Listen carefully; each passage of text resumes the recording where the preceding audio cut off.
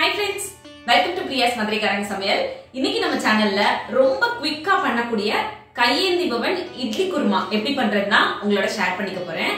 இந்த குருமா பண்றது ரொம்ப ஈஸி, ரொம்ப குயிக்கா பண்ணி முடிச்சிடலாம். நீங்க குக்கிங் கத்துக்கிற பிகினர்ஸா இருந்தாலும் சரி, பேச்சுலர்ஸா இருந்தாலும் சரி, நீங்களுமே ரொம்ப ஈஸியா பண்ணக்கூடிய ஒரு சூப்பரான ரெசிபி தான் இது. வாங்க இந்த டேஸ்டியான ரெசிபி எப்படி பண்றதுன்னு வீடியோக்குள்ள போய் பார்த்து தெரிஞ்சுக்கலாம்.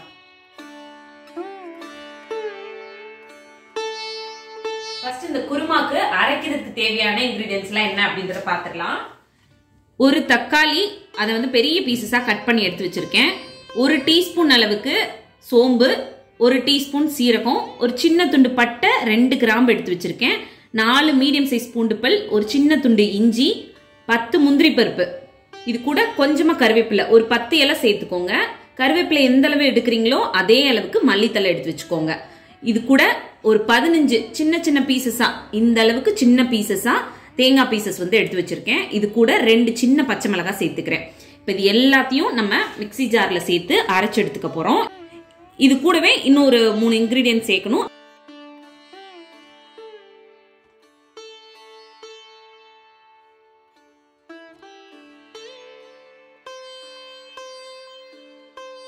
இது கூட இந்த ஸ்பூன்ல 1/4 ஸ்பூன் அளவுக்கு மஞ்சள் தூள் சேர்த்துக்கிறேன்.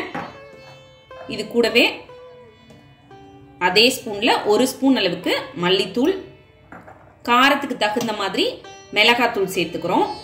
நான் வந்து 1 ஸ்பூன், அதுக்கப்புறம் ஒரு 1/4 ஸ்பூன் அளவுக்கு சேர்த்துக்கிறேன். ஏன்னா பச்சை மிளகாயும் சேர்த்துருக்கோம் அப்படின்றதுனால மிளகாத்தூள் சேர்க்கும் போது கொஞ்சம் பார்த்து உங்களோட காரத்துக்கு தகுந்த மாதிரி சேர்த்துக்கோங்க. இப்போ இது எல்லாத்தையும் தண்ணி விட்டு நல்லா நைஸா அரைச்சு எடுத்துட்டு வந்துடலாம்.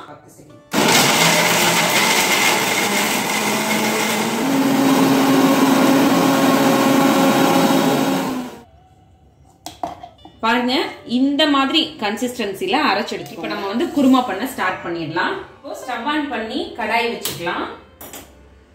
இதுல 2 ஸ்பூன் அளவுக்கு எண்ணெய் சேர்த்துக்கிறேன். எண்ணெய் சூடானதும் 1 டீஸ்பூன் கடுகு உளுந்து சேர்த்துக்கிறேன். கொஞ்சமா கருவேப்பிலை. இப்போ இதுல 2 மீடியம் சைஸ் பெரிய வெங்காயம் நீளமா நறுக்கி எடுத்து வச்சதை சேர்த்துக்கிறேன். இப்போ இது லேசான பொன்னிறம் வர்ற அளவுக்கு வதக்கி எடுத்துக்கலாம்.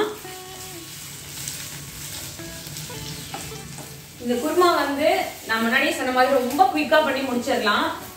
உங்ககிட்ட வீட்டுல வெஜிடபிள்ஸ் எதுவும் இல்லாத டைம்ல சிம்பிளா ஏதாவது குருமா பண்ணணும் அப்படின்னு நினைச்சீங்கன்னாலும் சரி, இல்ல ஒரே மாதிரி இட்லி தோசைக்கு சாம்பார் வச்சு கொஞ்சம் போரிங்கா இருக்கு அப்படின்னு நினைச்சீங்கன்னா இந்த மாதிரி ஒரு குருமா ட்ரை பண்ணி பாருங்க. கண்டிப்பா உங்களுக்கு பிடிக்கும்.